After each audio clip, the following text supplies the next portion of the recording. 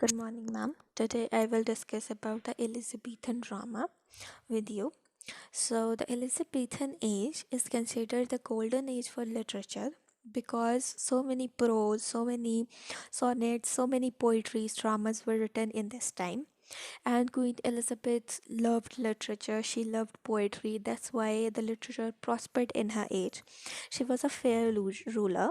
She ruled for many years. That's why the this time had so many remarkable plays and dramas and university which were also in her age, and Shakespeare was also from the Elizabethan age. He was born in Elizabethan age, and he gave us many remarkable dramas in his time, tragedies in his time, and we will read about the starting of the drama with this presentation.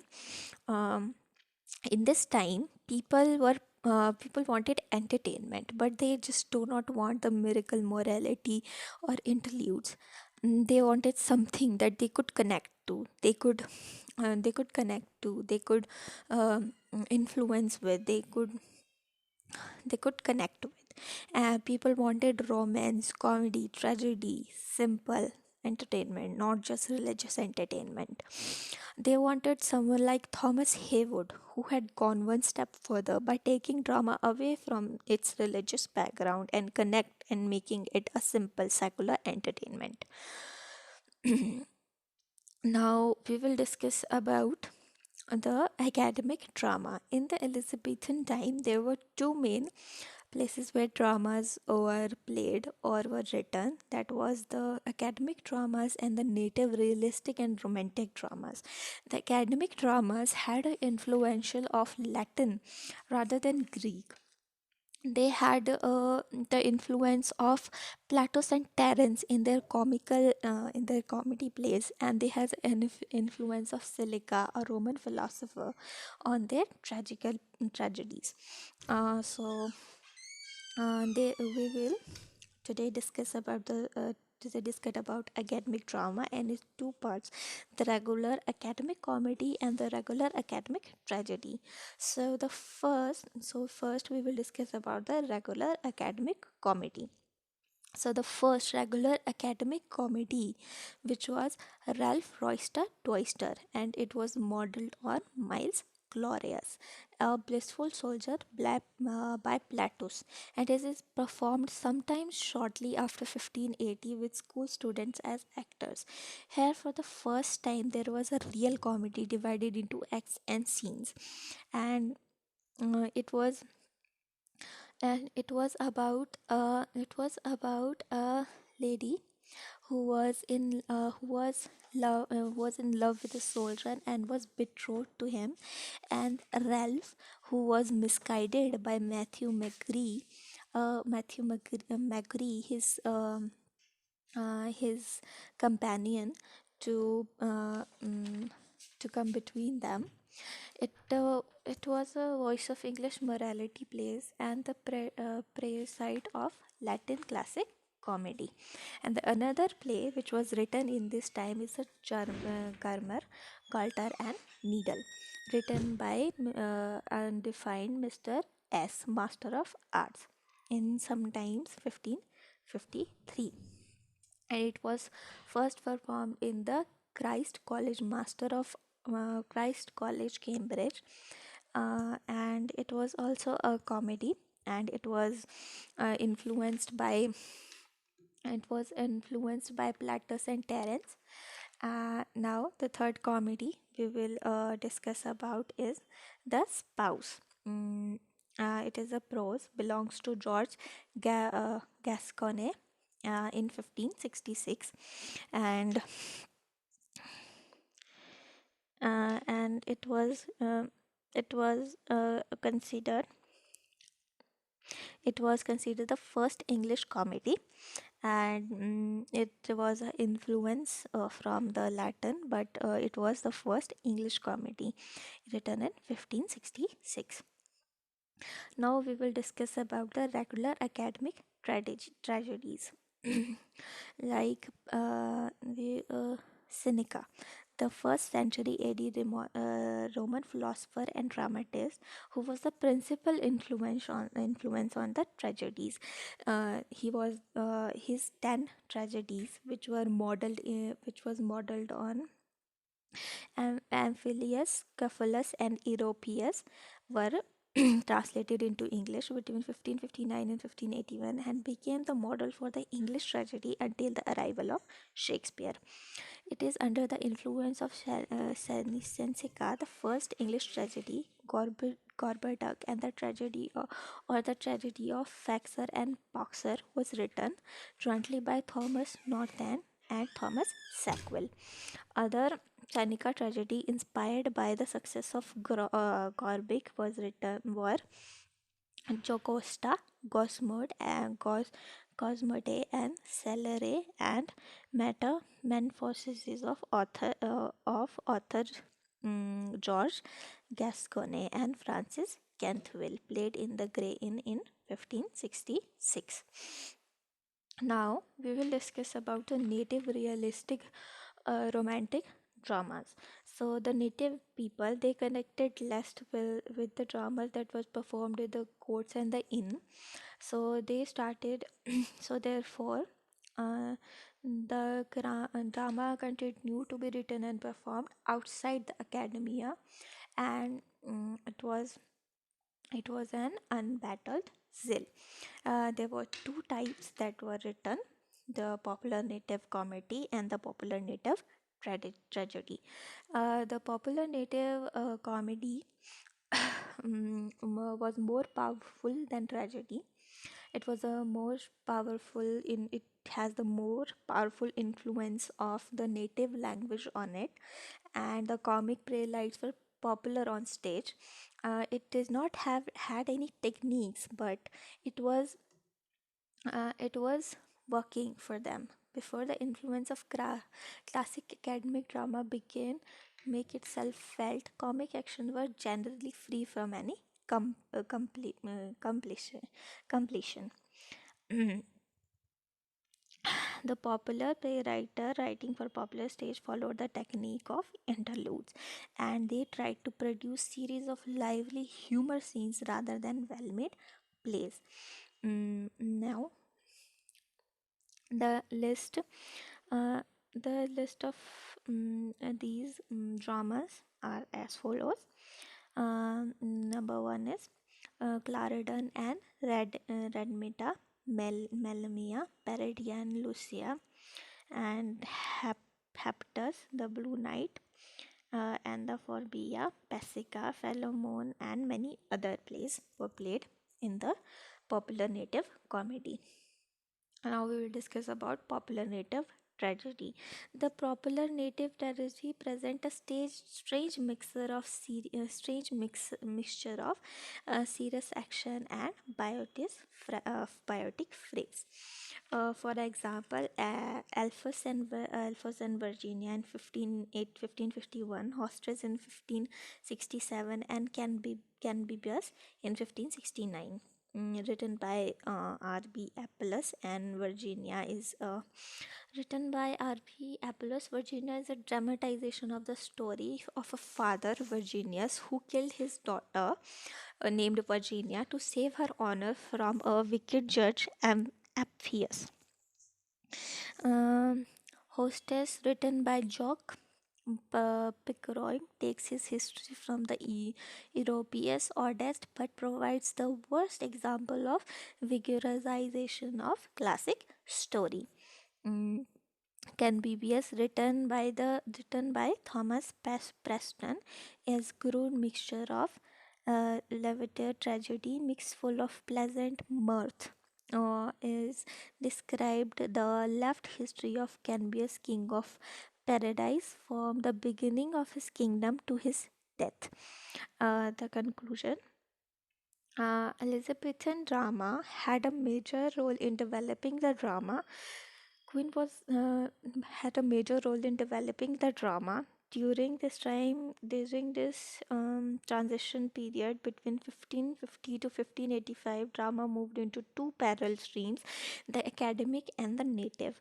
So, so it was then left to the university wits to combine these two forms of drama and make a masterpiece which could be which could be seen or which should provide entertainment to both the courtiers and the native men of England.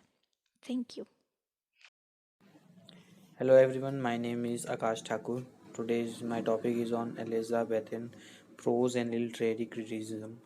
There are two most important Elizabethan prose writer. First is John Lilly, 1553 to 1606, and Thomas Nashe, November 1567 to 1601. Now, we talk about John Lilly. It is an English writer, poet, dramatist, playwright, and politician, best known for his books Euphues, The Anatomy of Wit, 1578, and Eusebius of and his England, 1580.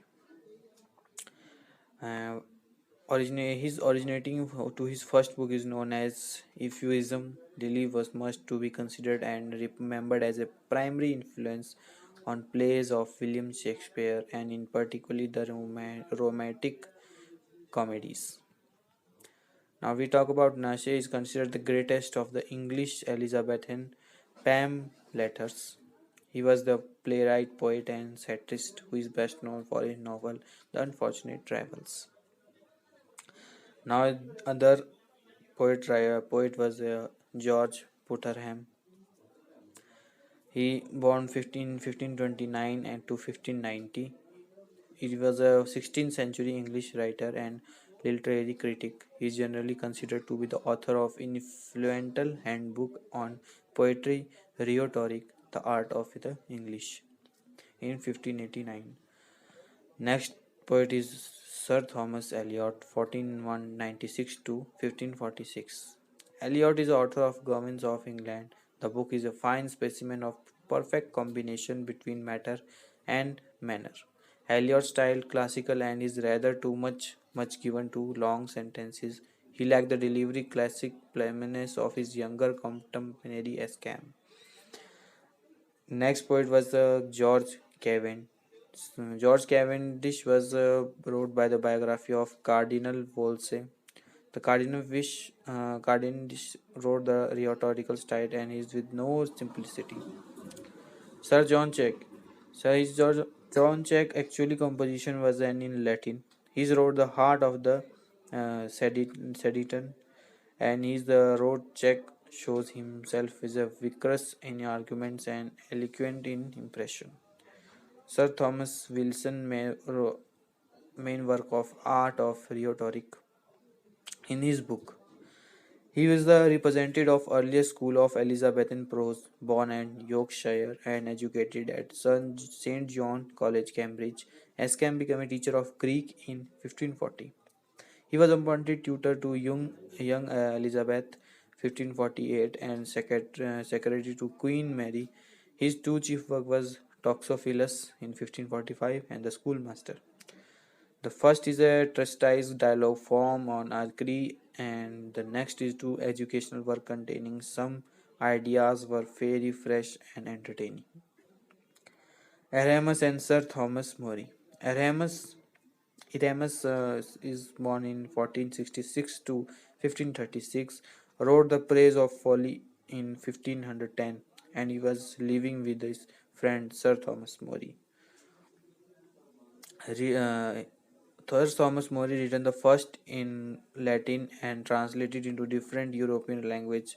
Praise in Folly is a powerful but witty and delightful satire against the vices of kings and clergy of the foolish standards of education. Sir Thomas More has become the ancestor of class of fiction in which Francis Bacon New Atlantis is an early and H. G. M. Wells modern utopia is a modern example, not to speak to anti-utopias and diapsyllasis like Aldous Huxley's Brave New World.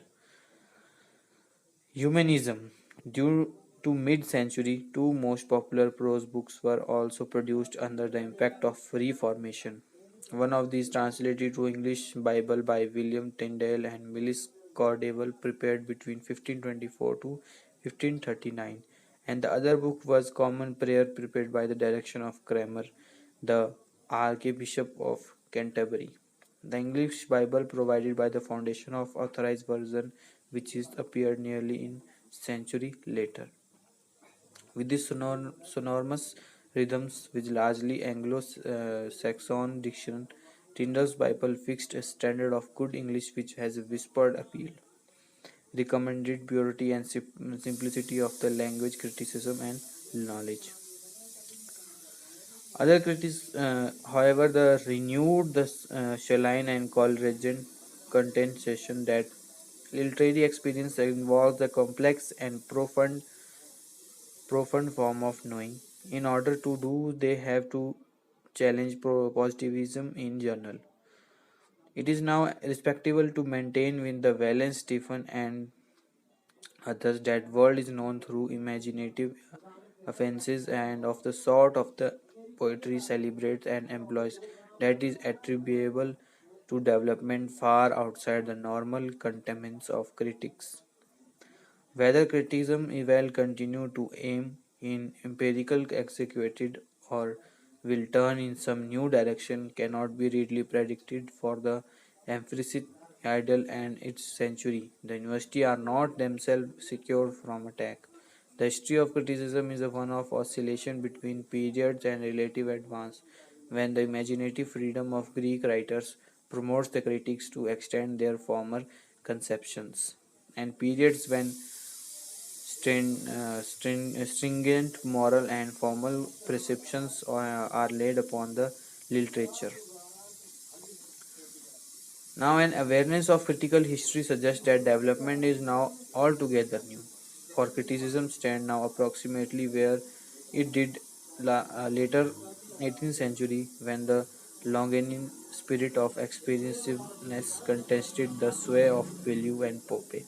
To the extent that modern textual analysis, direct and intense rapport with literature, what is rested now in our neoclassical decorum but impersonal methodology, which is thought to deaden commitment. Such resistance may prove beneficial if it reminds critics that the rationalized procedures are indeed so no substitute for engagement. Excellent work continues to be written not because a definitive method or synthesis of method but be found, but on the contrary because the best critics will understand to the criticism is an exercise of private sympathy, discrimination, and moral and culture reflection. By the editor of Encyclopedia Britannica, View Edit History, plus the emphatic repetition of the word with particular reference, so its special significance is as a wife who has wife indeed. In rhetoric, the term signifies the repetition of a word in an altered grammatical function, as in line, "Why will thou sleep the sleep of death?" From William Blake's poem Jerusalem in 1804, in which the word sleep is used as both verb and noun. The term also refers to such repetition in general as it phrases pin the pin on, dance the dance. Compare Anaplosis. Thank you.